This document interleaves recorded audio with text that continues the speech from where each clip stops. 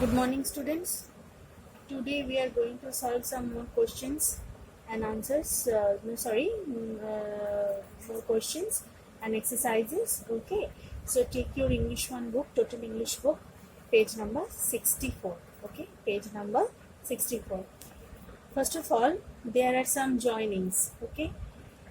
Join the following sentences to make one complete sentence without using and, but, or so. You know that we can't use and, but, or so.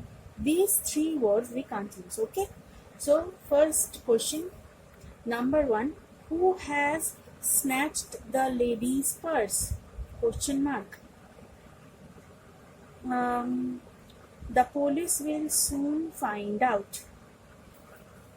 Then we have to make it a single sentence.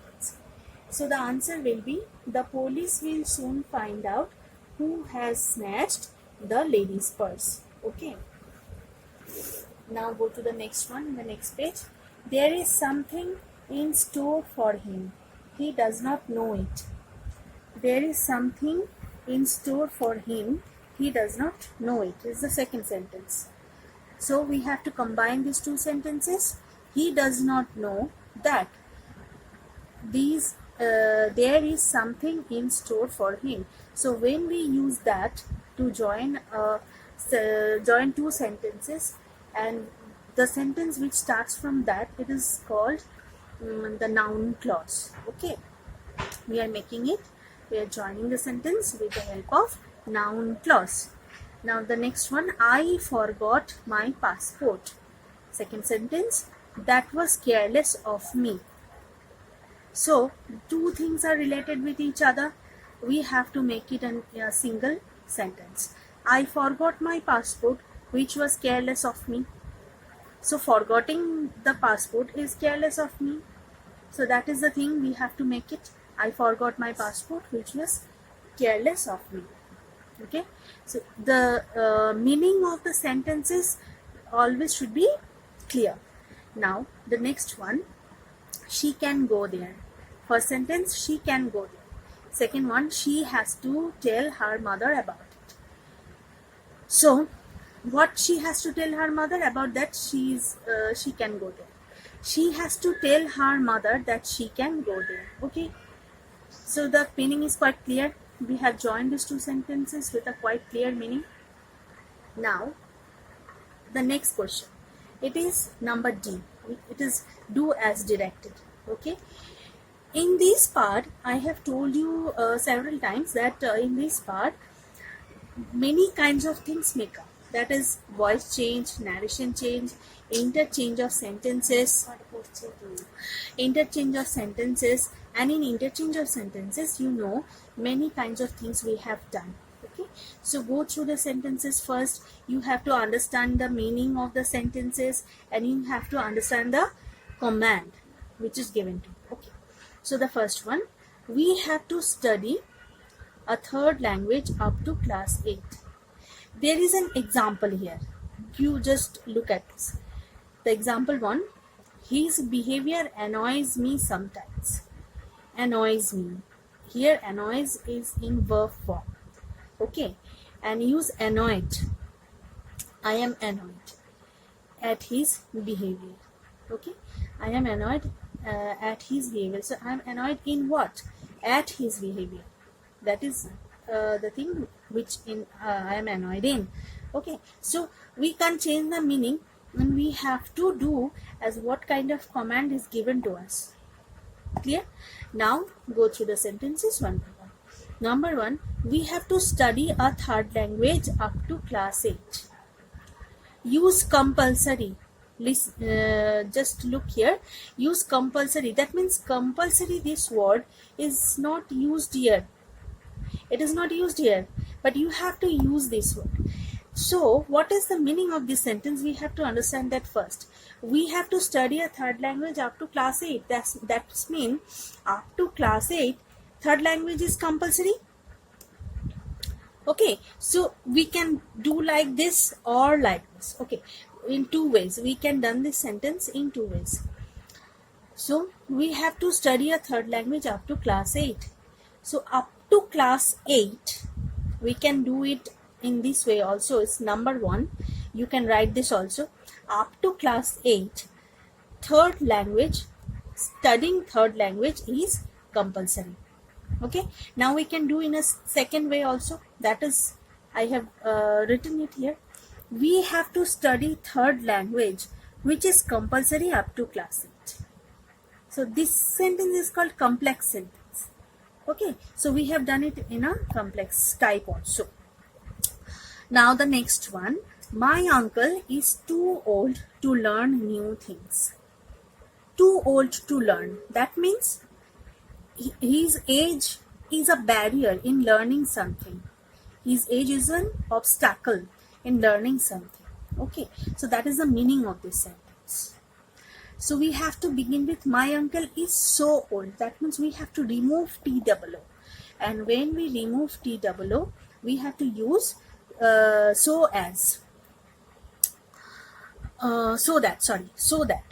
So my uncle is so old that, so and that, my uncle is so old that he cannot learn new things. So cannot, we have used cannot here because it is in present tense. The question, the sentence which is given in the question, my uncle is too old to learn new things, is given. That means it is in present tense. That is why we have written here cannot. If it was in past tense, then we have to write it as could not. Okay, now go to the next one.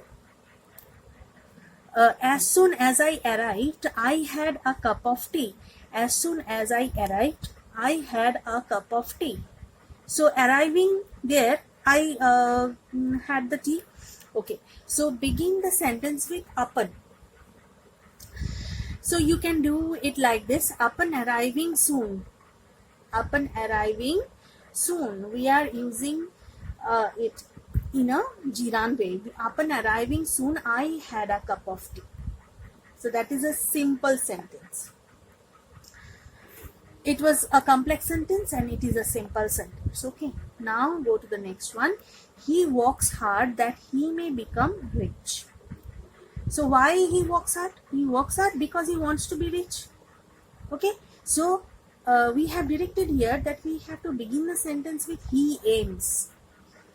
So he aims to become rich by working hard. He aims, what is his ambition? What is his aim? His aim is to become rich. That means he aims to become rich. How can he become rich? By working hard. Okay, so our meaning is complete and clear here.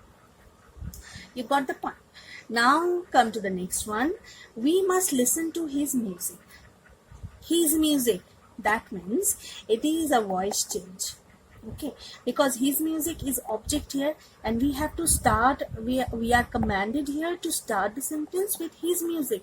That means we have to make it our subject, isn't it? That means it is a voice change. We have to do it, we have to make it voice change. His music must be listened by us. His music must be listened.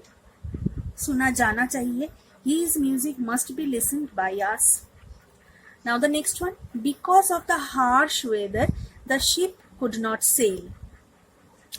The harsh weather was the reason that the ship could not sail. So the harsh weather was the reason.